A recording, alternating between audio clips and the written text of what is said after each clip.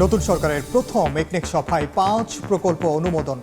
অর্থের অপচয় ঠেকাতে যাচাই বাছাই, ১৩০০-র বেশি প্রকল্পের যৌক্তিকতা নিরূপণে কমিটি গঠন। প্রধানমন্ত্রীর সঙ্গে ভারতীয় হাই কমিশনারের সাক্ষাৎ। কাল নয়াদিল্লি সফরে যাচ্ছেন পররাষ্ট্রমন্ত্রী। টেকসই সম্পর্কের সুযোগ হিসেবে দেখছেন বিশ্লেষক। ৩৬টি সংরক্ষিত নারী আসন পাচ্ছে বিএনপি, ১৩টি জামায়াত জোট। ৮ এপ্রিল তফসিল ঘোষণার পর ভোট ১২ মে। নির্বাচন কমিশনের সভায় সিদ্ধান্ত। ঝুঁকিপূর্ণ ৩০ উপজেলায় দ্বিতীয় দিনের মতো হামের টিকাদান। বিভিন্ন জেলায় বেড়েই চলেছে আক্রান্ত। সংক্রমণ রোধে স্বাস্থ্যবিধির ওপর জোর দেওয়ার পরামর্শ। এবং জ্বালানি সংকটে ব্যস্ত ঢাকার সড়কে কমেছে যানবাহন চলাচল। পাম্পে পাম্পে গ্রাহকের সীমাহীন অপেক্ষায় দুর্ভোগ। তেল না পেয়ে বিভিন্ন জায়গায় বিশৃঙ্খলা।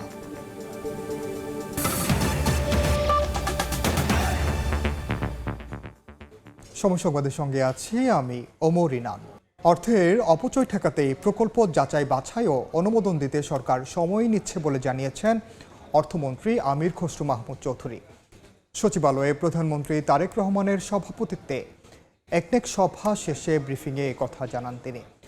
দ্রুত পুরনো প্রকল্প শেষ করা হবে জানিয়ে অর্থমন্ত্রী বলেন, নির্বাচনী ইশতেহারের সঙ্গে মিল রেখেই নেওয়া হবে নতুন প্রকল্প। এবার সরকার গঠনের পর প্রথমবারের মতো জাতীয় অর্থনৈতিক পরিষদের নির্বাহী কমিটি একনেকের বৈঠক অনুষ্ঠিত হয় সোমবার। প্রধানমন্ত্রী তারেক রহমানের সভাপতিত্বে সচিবালয় মন্ত্রিসভা কক্ষে এই বৈঠক অনুষ্ঠিত হয়। মোট ১৯টি প্রকল্প উপস্থাপন করা হলেও ৮টি পর্যালোচনা করেই শেষ হয় বৈঠক। বৈঠক শেষে অর্থমন্ত্রী জানান, আগের সরকারের সময় নেওয়া ১৩০০-র বেশি উন্নয়ন অবকাঠামো প্রকল্প রয়েছে, যেগুলোর অনিয়ম ও যৌক্তিকতা খতিয়ে দেখতে প্রধানমন্ত্রীর নির্দেশে কমিটি করা হয়েছে।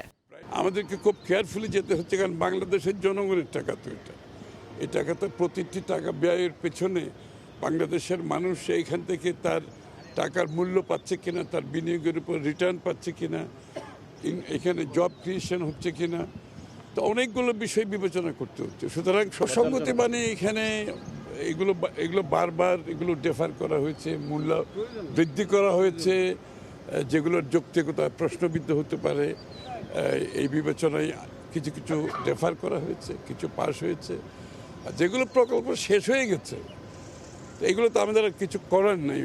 অর্থমন্ত্রী জানান, যত দ্রুত সম্ভব পুরনো প্রকল্পগুলো শেষ করার পর বর্তমান সরকারের নির্বাচনী ইশতেহার ধারণ করে নতুন প্রকল্প হাতে নেওয়া হবে। স্পেসিফিক প্রকল্প গোপালগঞ্জ ডেন্টাল কলেজ অ্যান্ড হাসপাতাল, এই প্রকল্পটা তো শেষই হয়ে গেছে, এটা তো পাস করা ছাড়া উপায় নাই।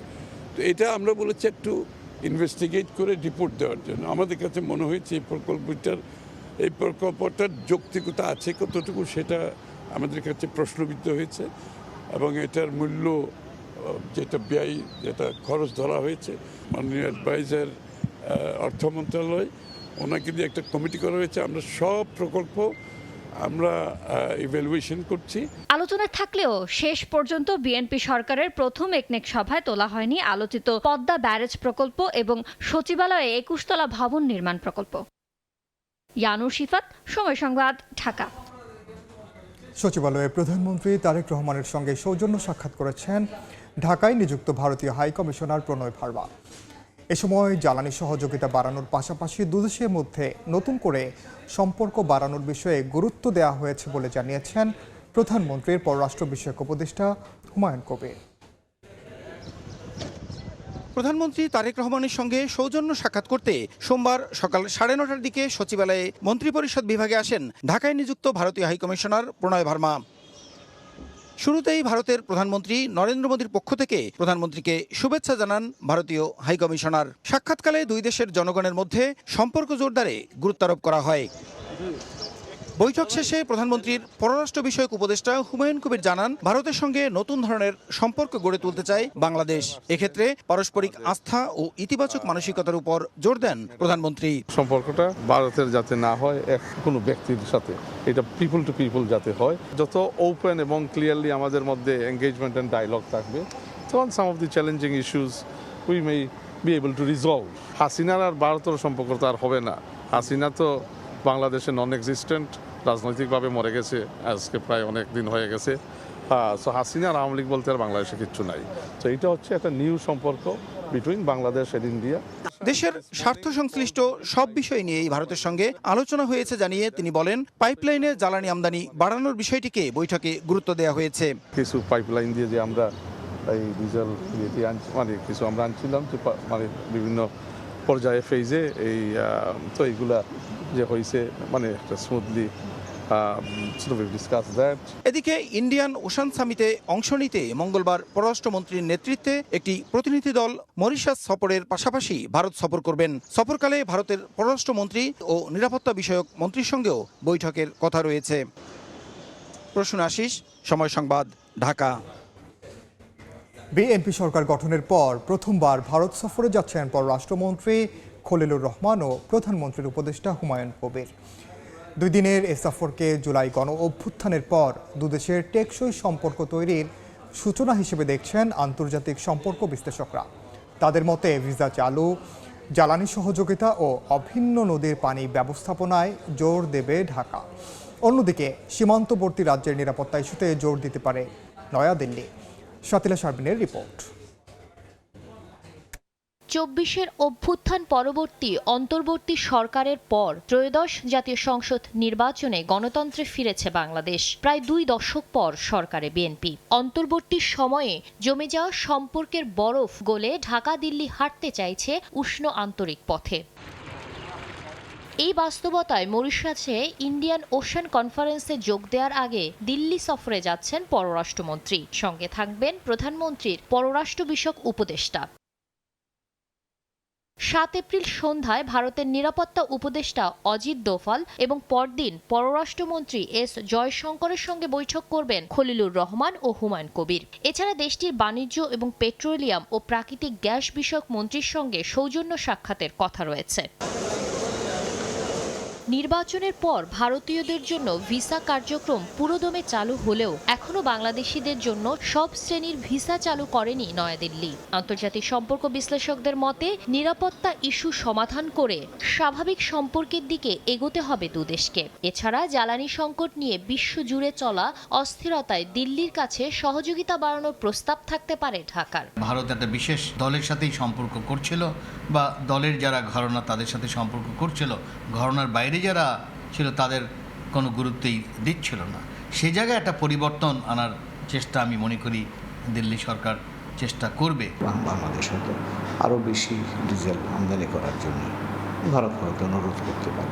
চলতি বছরের ডিসেম্বরে শেষ হচ্ছে গঙ্গা নদীর পানি বন্টন চুক্তির মেয়াদ। দ্রুত এ নিয়ে কূটনৈতিক তৎপরতা বাড়ানোর পরামর্শ দিয়ে বিশ্লেষকরা বলছেন, তিস্তা মহাপরিকল্পনায় চীন ও ভারতের অর্থায়নের প্রস্তাব নিয়ে কৌশলী হতে হবে সরকারকে। কয়েক মাস সময় হাতে আছে, খুব ইন্টেন্সলি আমাদের নেগোসিয়েশনের দিকে যেতে হবে। এটা নবায়নের দীর্ঘমেয়াদী টেকসই একটা সমাধান করা সম্ভব হয়, সেইভাবে আমরা এগিয়ে যাওয়া উচিত। অন্যদিকে আসাম সহ সীমান্তবর্তী রাজ্যগুলোর সঙ্গে নিরাপত্তা ইস্যু জোরালোভাবে তুলে ধরতে পারে দিল্লি। ভারতের উত্তর পূর্বাঞ্চলে যারা গোলযোগ তৈরি করতে পারে তাদেরকে কোনো ধরনের সহায়তা দেবে না। এই নিরাপত্তাটা যদি ভারত পায় তাহলে আমার ধারণা তাদের দিক থেকে যে সন্দেহটা আছে বা আশঙ্কাটা আছে সেই আশঙ্কাটা থাকবে। নতুন বাস্তবতায় পারস্পরিক স্বার্থ বজায় রেখে কূটনৈতিক তৎপরতা চালানোর পরামর্শ বিশ্লেষকদের। শাতিলা শারমিন, সময় সংবাদ, ঢাকা। ত্রয়োদশ জাতীয় সংসদের সংরক্ষিত নারী আসনে নির্বাচনের তফসিল 8 এপ্রিল আর ভোট 12 মে। সোমবার আগারগাঁওয়ের নির্বাচন ভবনে 11তম কমিশন সভা শেষে এসি সচিব আক্তার আহমেদ জানান, 50টি সংরক্ষিত নারী আসনের মধ্যে 36টি পাবে বিএনপি জোট, জামায়াত জোট পাবে 13টি ও স্বতন্ত্র জোট পাবে 1টি। এরই মধ্যে দলীয় ও জোটের তালিকা ইসিতে জমা দিয়েছে রাজনৈতিক দলগুলো। আইন অনুযায়ী সাধারণ আসনে নির্বাচনী ফলাফলের সরকারি গেজেট প্রকাশ হওয়ার পরবর্তী 90 দিনের মধ্যে এই নির্বাচন সম্পন্ন করার বাধ্যবাধকতা রয়েছে। গেল 13 ফেব্রুয়ারি এই গেজেট প্রকাশিত হয়।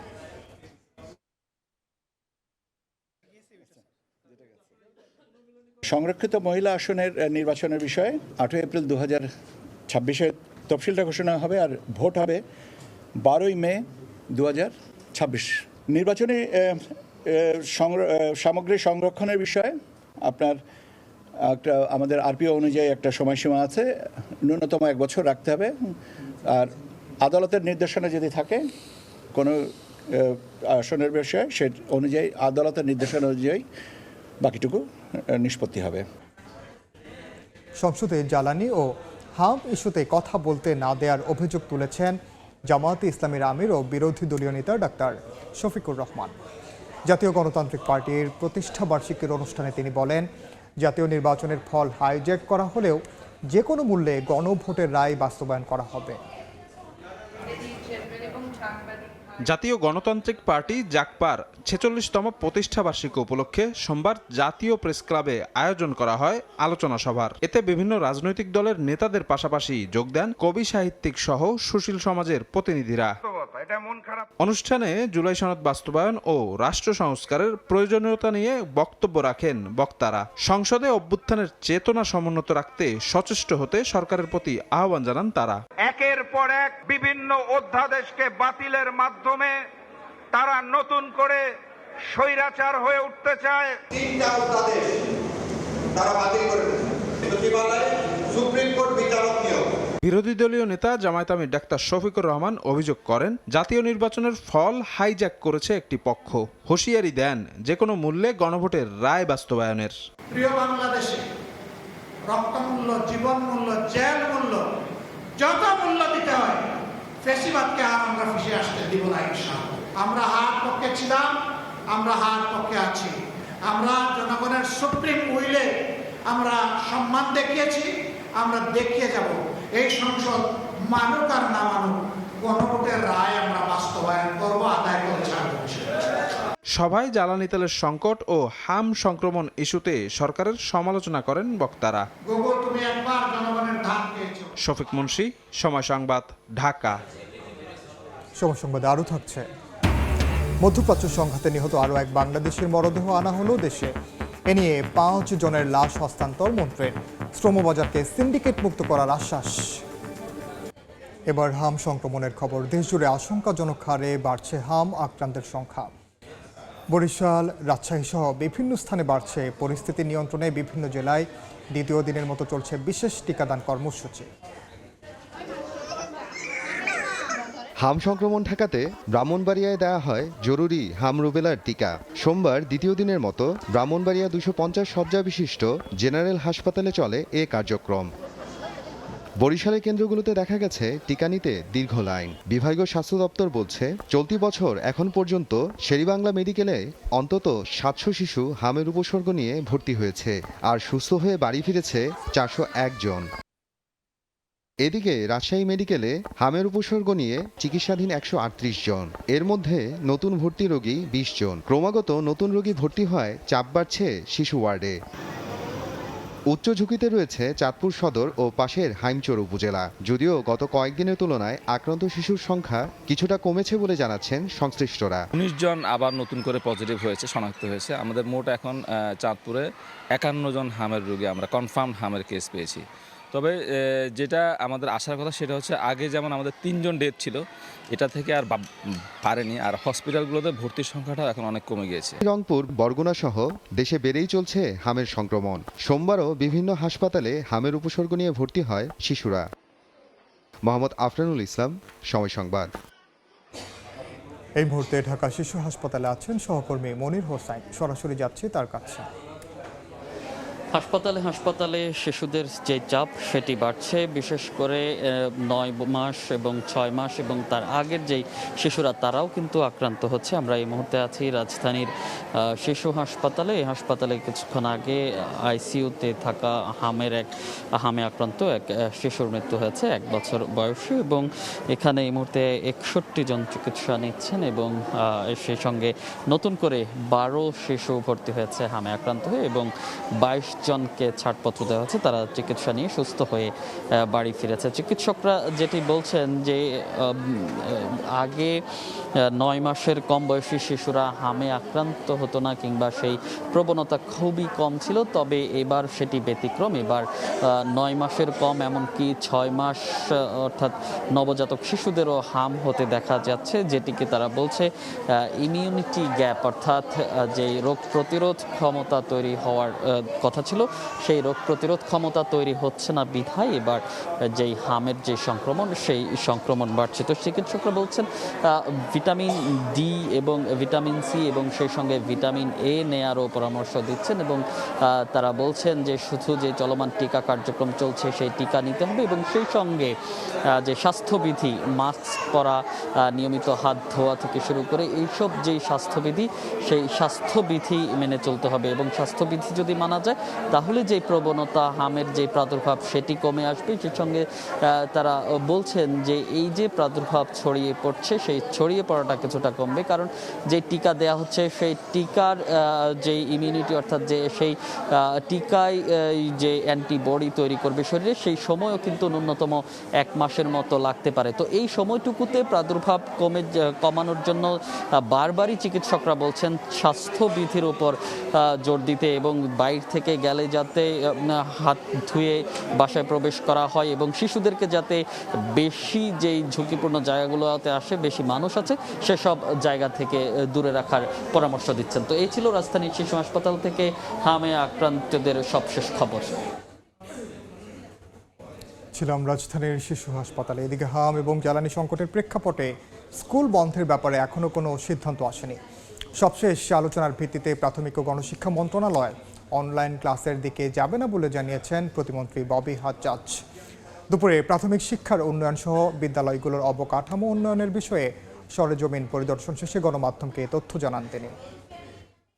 এনার্জি ক্রাইসিসের জন্য কি হতে পারে বা কি হওয়া উচিত, এটা শুধু আমার প্রাথমিক শিক্ষা মন্ত্রণালয় বা শিক্ষা মন্ত্রণালয় থেকে আসবে না, এটা আসবে আপনার ক্যাবিনেট থেকে মাননীয় প্রধানমন্ত্রীর নেতৃত্বে। সিদ্ধান্ত আসবে ক্যাবিনেট থেকে মাননীয় প্রধানমন্ত্রীর নেতৃত্বে এবং সেখানে আমি আপনাদেরকে এখন জানাতে পারি যে অনলাইন বড়ভাবে সেখানে আমরা চিন্তা করছি। মানে প্রাথমিক শিক্ষাঙ্গনেও যেন হেলথ মিনিস্ট্রি থেকে ইতিমধ্যে আমরা প্রিকশনারি মেজার্স, প্রিভেন্টেটিভ মেজার্স কী করা উচিত, ক্লাসরুম কীভাবে মেনটেন করা উচিত, এইসব তথ্য নিয়ে আমরা সকল বিদ্যালয়ে ছড়িয়ে দেওয়ার ব্যবস্থা করেছি। সো আমরা আশাবাদী যে স্কুলগুলো প্রোটেক্টেড থাকবে। নগরবাসীর কর্মব্যস্ত দিনের বেশিরভাগ সময় কাটাতে হচ্ছে ফিলিং স্টেশনে। তেল পেতে হন্যে হয়ে ঘুরছেন পাম্প থেকে পাম্পে। এদিকে যানবাহনের চাপ কম থাকায় বদলে গেছে রাজধানীর চিত্র। ব্যস্ত ঢাকার সড়কে কমেছে যান চলাচল। পাম্পের সামনে মোটরসাইকেল আর প্রাইভেট কারের এই দীর্ঘ সারি এখন রাজধানীর নিত্যকার চিত্র। তীব্র গরমে রোদে পুড়ে ঘন্টার পর ঘন্টা অপেক্ষা করতে হচ্ছে চালকদের। কোনো ক্ষেত্রে এই অপেক্ষার সময় হচ্ছে আরো দীর্ঘ। এরপরও মিলছে না পর্যাপ্ত তেল, তাই ক্ষুব্ধ চালকরা। কিছু কিছু লোক আছে ঝামেলা করে, আপনার সিরিয়াল ছাড়া আবার মাঝখান দিয়ে ঢুকে যায়। 600 টাকা 5 লিটার পর্যন্ত দেয়, এর বেশি তো দিচ্ছে না। ভোর 5টার থেকে এখানে বসে আছি লাইনে, প্রায় 2 ঘন্টা যাবত অপেক্ষা করতেছি। রাজধানীর কোনো কোনো ফিলিং স্টেশনে আবার মজুতের গাড়ি না আসায় বন্ধ জ্বালানি সরবরাহ। এই রোদে দাঁড়িয়ে থেকে অনেকক্ষণ কষ্টের পর এই 4 লিটার তেল পেলাম। তো সময়ের দাম আছে, এই দামটা তো আর সরকার দিতে পারতেছে না। সরকারের তল্লাশি করা উচিত, কারো বাসায় এক্সট্রা তেল রাখে কিনা। প্রতিদিনই প্রতিদিন এমন চাপ, ঠিক আছে। তবে এমন অবস্থায় তিলোত্তমা ঢাকার রাস্তাঘাটে মিলছে স্বস্তি। মোটরসাইকেল আর প্রাইভেট কারের চাপ কম থাকায় নিত্যদিনের যানজট থেকে কিছুটা মুক্তি মিলেছে রাজধানীবাসীর। ছুটির দিনের মতোই সাপ্তাহিক কর্মদিবসেও কম সময়ে অনেকেই পৌঁছাতে পারছেন গন্তব্যে। অনেক যানবাহন তো পেট্রোল পাম্পের লাইনেই আছে, সো এই কারণেও কম হতে পারে। 10টা 11টার পরের থেকে যানজট খুবই কম, আবার 3টা 4টার ওদিক থেকে প্রচুর পরিমাণে যানজট। পেট্রোল পাম্পের ভিড়ের কারণে রাস্তা এখন খুবই ক্লিয়ার এবং গাড়ি খুবই কম। রাজধানীর রাস্তায় চলাচল এমনই স্বস্তিদায়ক হোক, এমনটাই প্রত্যাশা সকলের। অন্তরা সেন, সময় সংবাদ, ঢাকা।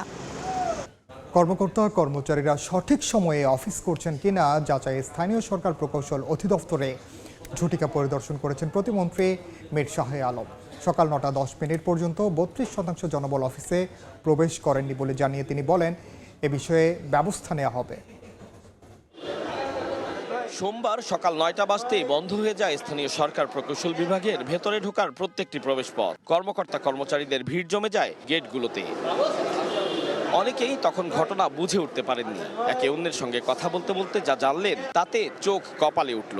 জানতে পারলেন সঠিক সময়ে সবাই অফিসে প্রবেশ করছেন কিনা তা দেখতে সকাল 8:55 মন্ত্রণালয়ের বিভিন্ন কর্মকর্তাদের নিয়ে সশরীরে হাজির হয়েছেন স্থানীয় সরকার প্রতিমন্ত্রী মীর শাহে আলম। দেখা গেল বন্ধ গেটের বাইরে প্রকৌশল বিভাগের কর্মকর্তা কর্মচারীদের সঙ্গে কথা বলছেন তিনি, আর এরই মধ্যে কয়েকজনকে ভেতরে পাঠিয়ে সংগ্রহ করলেন উপস্থিতির তথ্য। পরে গণমাধ্যমের সঙ্গে কথা বলে অনেকটা আক্ষেপের সুরেই জানালেন সকাল 9:10 পর্যন্ত অন্তত 32% কর্মকর্তা কর্মচারী অফিসে প্রবেশ করেননি। আমরা কাউকে না জানিয়ে ঠিক 9:05 আগে এখানে এসে উপস্থিত হয়েছি কর্মকর্তা কর্মচারীদের উপস্থিতি নিশ্চিত হয়েছে কিনা দেখার জন্য। মাত্র 70%-এর কিছু কর্মকর্তা কর্মচারী উপস্থিত হয়েছে এবং 30-32% কর্মকর্তা কর্মচারীরা 9:05 বা 10-এর মধ্যে উপস্থিত হয়নি। যেখানে খোদ প্রধানমন্ত্রী এবং মন্ত্রী প্রতিমন্ত্রী সচিব সহ পদস্থ কর্মকর্তারা 9টা-4টা অফিসের সময় অক্ষরে অক্ষরে পালন করছেন, সেখানে বিভিন্ন দফতরে কর্মীদের নির্ধারিত সময়ে অফিসে না আসার বিষয়ে ব্যবস্থা নেওয়ার কথাও জানালেন তিনি। পুরো বিষয়টা নিয়ে আমাদের মন্ত্রণালয়ের যুগ্ম সচিব আব্দুল আওয়াল সাহেব একটি রিপোর্ট তৈরি করবেন এবং এই রিপোর্টটি কাউকে আতঙ্ক তৈরি করার জন্য না, এই নতুন সরকারের মাননীয় প্রধানমন্ত্রী 9টার আগে অফিসে যায়, সচিবরা অফিসে যায়, তাহলে আমাদের অধীনস্থ অধিদপ্তরগুলো যারা মাঠ পর্যায়ে ওই সময়টি সঠিকভাবে বাস্তবায়ন করছেন কিনা এটা দেখার জন্যই মূলত আসা। স্থানীয় সরকার প্রতিমন্ত্রী জানান এভাবে আকস্মিক সফর করবেন বিভিন্ন দফতর অধিদপ্তরে, উপস্থিতির ব্যত্যয় পেলেই নেওয়া হবে ব্যবস্থা। আতাউর কাউসার, সময় সংবাদ, ঢাকা। ত্রয়োদশ জাতীয় সংসদ নির্বাচন অবাধ সুষ্ঠু হওয়ায় আন্তর্জাতিক শ্রম সংস্থা ILO সাধুবাদ জানিয়েছে। সচিবালয়ের প্রধানমন্ত্রীর উপদেষ্টা মাহাদি আমিন এ কথা জানান। আগামী জুনে সংস্থাটির মহাসচিব বাংলাদেশ সফরে আসবেন বলেও জানান তিনি। বাংলাদেশে যে অবাধ সুষ্ঠু এবং গ্রহণযোগ্য নির্বাচন হয়েছে, ত্রয়োদশ জাতীয় সংসদ নির্বাচনে নির্বাচিত গণতান্ত্রিক সরকারকে বিশ্বের প্রায় প্রতিটি গণতান্ত্রিক রাজনৈতিক শক্তি যারা, তাদের ধারাবাহিকতায় প্রতিটি সরকার অত্যন্ত আনন্দঘনভাবে আমাদেরকে স্বাগত জানিয়েছে। আমাদের নির্বাচিত প্রধানমন্ত্রী গণমানুষ নেতা জনাব তারেক রহমানকে প্রতিটি দেশ থেকে অভিনন্দন জানানো হয়েছে এবং আমাদের এই সরকারের সাথে একসাথে কাজ করার জন্য, সহযোগিতার জন্য আহ্বান জানানো হয়েছে। জাতীয় সংসদ নির্বাচনে বিএনপি জয়লাভ করায় প্রধানমন্ত্রী তারেক রহমানকে শুভেচ্ছা জানিয়েছে ইউরোপীয় ইউনিয়ন। সচিবালয়ে প্রধানমন্ত্রীর সঙ্গে দেখা করে ইউর প্রতিনিধি দল। এ সময় বাংলাদেশের সঙ্গে সম্পর্ক উন্নয়নে গুরুত্বারোপ করেন ইউরোপের দেশগুলো। বৈঠক শেষে প্রধানমন্ত্রী পররাষ্ট্র উপদেষ্টা হুমায়ুন কবির এসব তথ্য জানান। প্রাইম মিনিস্টারকে কংগ্রাচুলেট করছেন এবং আপনার প্রেসিডেন্টেরও শুভেচ্ছা দিয়ে গেছেন এবং ইউরোপিয়ান কাউন্সিলেরও প্রেসিডেন্টের শুভেচ্ছা দিয়েছেন এবং কিভাবে আগামীতে বাংলাদেশ ইউ রিলেশনস এগিয়ে নেওয়া যায় এগুলোর আলাপ আলোচনা হয়েছে এবং কীভাবে দ্বিপাক্ষিক সম্পর্ক আপনার ট্রেড ইনভেস্টমেন্ট ভলিউম বাড়ানো যায়। ইউরোপিয়ান ইউনিয়ন আপনারা জানেন is an important development partner of Bangladesh. তো বিভিন্ন বিষয়াদি আলাপ হয়েছে অত্যন্ত কোডায়াল এবং একটা গুড অ্যাটমসফিয়ারের মধ্যে। আন্তর্জাতিক অপরাধ ট্রাইব্যুনালে শেখ হাসিনা ও DGFI এর সাবেক মহাপরিচালক শেখ মামুন খালেদ সহ 22 জনের বিরুদ্ধে গুম করে নির্যাতনের অভিযোগ করেছেন সাবেক যুবদল নেতা মশিউর রহমান মামুন। দুপুরে ট্রাইব্যুনালের চিফ প্রসিকিউটর আমিনুল ইসলামের সঙ্গে সাক্ষাৎ শেষে সাংবাদিকদের এই কথা জানান তিনি। একই সময়ে চিফ প্রসিকিউটরের সঙ্গে সাক্ষাৎ করেন ডিবি প্রধান শফিকুল ইসলাম। প্রেস ব্রিফিংয়ে মশিউর রহমান মামুন জানান 2015 সালের ফেব্রুয়ারি মাসে তাকে অপহরণ করে 6 মাস নির্যাতন চালায় আইন শৃঙ্খলা বাহিনীর একদল সদস্য। তাকে বন্দুকযুদ্ধে হত্যার পরিকল্পনাও করা হয় বলে জানান তিনি। শেখ হাসিনা সহ গুমের সঙ্গে সংশ্লিষ্টদের দৃষ্টান্তমূলক শাস্তির দাবি তার। বিনা ভোটের প্রধানমন্ত্রী শেখ হাসিনা সহ তার প্রশাসনের উচ্চতর কর্মকর্তা বৃন্দ যাদের নির্দেশে এই গুম খুনগুলো হতো, আমাকেও তার নির্দেশে গুম খুন করা হয়েছে এবং আমি তাকে সহ সংশ্লিষ্ট ব্যক্তিদের বিরুদ্ধেই মামলা করেছি। মামলা করার জন্য আমার উপরে যারা ঐতিহাসিক নির্যাতন করেছে, যারা আমাকে পঙ্গু বানিয়ে দিয়েছে, আমি তাদের দৃষ্টান্তমূলক শাস্তি দাবি করছি। সাংবাদিক দম্পতি সাগর রুনি হত্যার বিচার দাবিতে বৃহস্পতিবার স্বরাষ্ট্র ও তথ্যমন্ত্রী বরাবর স্মারকলিপি দেওয়ার ঘোষণা দিয়েছে ঢাকা রিপোর্টার্স ইউনিটি ডিআরইউ। সাগর রুনি হত্যার বিচারের দাবিতে ডিআরইউ চত্বরে আয়োজিত প্রতিবাদ সমাবেশে কর্মসূচির কথা জানানো হয়। সমাবেশে সংগঠনের নেতারা বলেন, অতীতে বেগম খালেদা জিয়া সহ বিএনপি নেতারা এই হত্যাকাণ্ডের বিচারের প্রতিশ্রুতি দিয়েছিলেন, তাই বিএনপি সরকার হত্যার বিচার করবে বলে তারা আশাবাদী।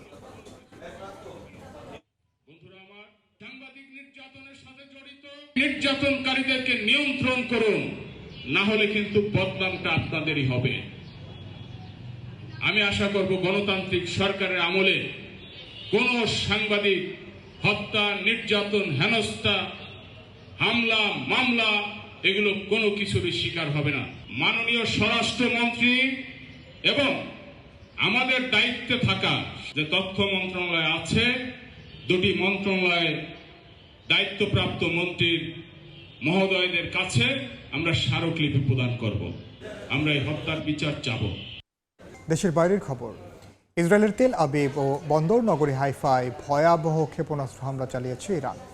এতে ব্যাপক ক্ষয়ক্ষতির পাশাপাশি নিহত হয়েছেন দুজন। অন্যদিকে ইরান জুড়ে অব্যাহত রয়েছে মার্কিন ও ইসরায়েলি আগ্রাসন। আইআরজিসির গোয়েন্দা প্রধান সহ নিহত হয়েছেন বেশ কয়েকজন। হরমুজ প্রণালী পুরোপুরি খুলে দিতে ইরানকে মঙ্গলবার পর্যন্ত সময় বেঁধে দিয়ে কড়া হুমকি দিয়েছেন ট্রাম্প। জবাবে তেহরান বলেছে, যুক্তরাষ্ট্র ও ইসরায়েলের জন্য প্রণালী আগের অবস্থায় আর কখনোই ফিরবে না।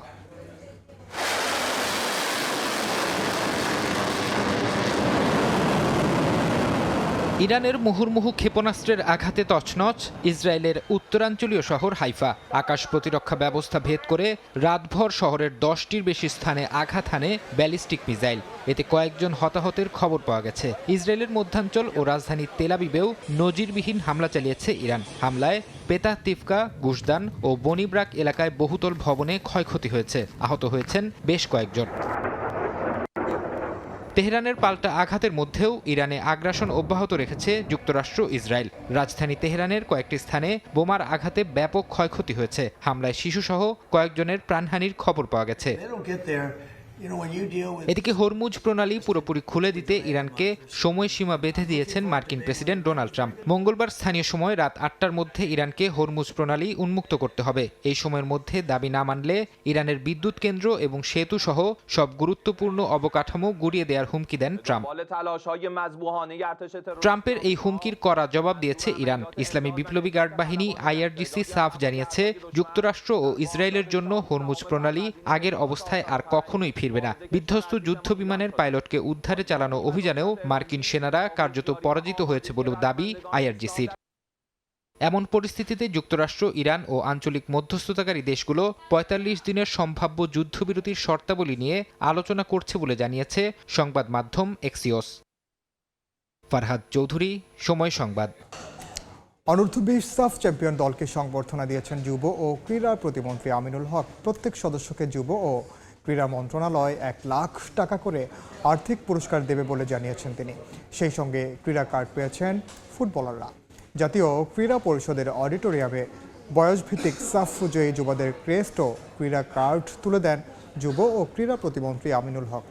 ক্রীড়া কার্ড পাওয়ায় ফুটবলাররা মাঠে আরও বেশি মনোযোগী হবে বলে প্রত্যাশা যুব ও ক্রীড়া প্রতিমন্ত্রীর। অনুষ্ঠানে সাফের শিরোপা সরকার প্রধান তারেক রহমানের হাতে তুলে দেওয়ার ইচ্ছা প্রকাশ করেন ফুটবলাররা। তাদের দাবি মেনে নেওয়ার কথা জানান যুব ও ক্রীড়া প্রতিমন্ত্রী।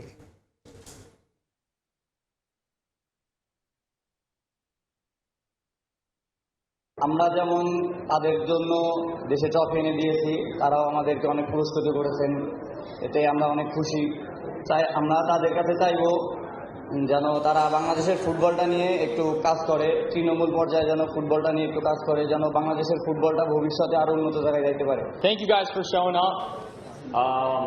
I really shouldn't be surprised you guys have showed up every step of the way. I'd like to thank everyone here. They've been so incredible. Team যদি ভালো থেকে টিমের ভিতরে ঐক্য থাকলে, সহনশীলতা, আন্তরিকতা থাকলে আমরা যে কোনো বাধাকে অতিক্রম করে আমার বাংলাদেশকে আমি আরো অনেক দূর এগিয়ে নিয়ে যেতে পারবো। এ পর্যায়ে শীর্ষ সংবাদগুলো জানিয়ে দিচ্ছি আরেকবার। নতুন সরকারের প্রথম একনেক সভায় 5 প্রকল্প অনুমোদন। অর্থের অপচয় ঠেকাতে যাচাই বাছাই। 1300-র বেশি প্রকল্পের যৌক্তিকতা নিরূপণে কমিটি গঠন। প্রধানমন্ত্রীর সঙ্গে ভারতীয় হাই কমিশনারের সাক্ষাৎ কাল। নয়াদিল্লি সফরে যাচ্ছেন পররাষ্ট্রমন্ত্রী। টেকসই সম্পর্কের সুযোগ হিসেবে দেখছেন বিশ্লেষক। এবং ঝুঁকিপূর্ণ 30 উপজেলায় দ্বিতীয় দিনের মতো হামের টিকাদান। বিভিন্ন জেলায় বেড়েই চলেছে আক্রান্ত। সংক্রমণ রোধে স্বাস্থ্যবিধির উপর জোর দেওয়ার পরামর্শ।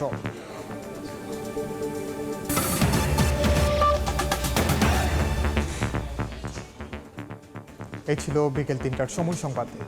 আন্তর্জাতিক সময় নিয়ে আসছে কিছুক্ষণ পর, সঙ্গে থাকুন সময়।